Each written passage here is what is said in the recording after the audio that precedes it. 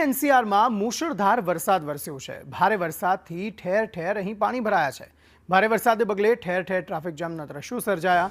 શાસ્ત્રી ભવન RK પુરમ વિસ્તારમાં ભારે વરસાદ વરસ્યો છે। મોતીબાગ કિદવાઈ નગર વિસ્તારમાં પણ ભારે વરસાદ વરસ્યો। નોઈડા ગુરુગ્રામના ઘણા વિસ્તારોમાં પાણી ભરાતા હાલાકી પડી રહી છે। બીડી માર્ગ પર સાંસદોના ફ્લેટ પાસે પણ પાણી ભરાયા। ITO Munirka metro station Motibagh SP colony Akbar road RK Puram Connaught Place સહિતના વિસ્તારોમાં પાણી ભરાયા છે। સવારે 3 કલાકમાં દિલ્હીમાં સરેરાશ 2 ઇંચ વરસાદ વરસ્યો।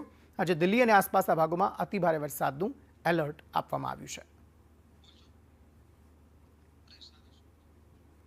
તો અલગ અલગ વિસ્તારોમાં લોકોના જે વાહનો છે તેમના ટાયરો ડૂબી જાય તેટલું પાણી ભરાયેલું જોવા મળી રહ્યું છે। કેટલાક વિસ્તારમાં જે સિટી બસ હોય છે તેના પણ અડધા ટાયર ડૂબી જાય તેટલું પાણી ભરાયું છે।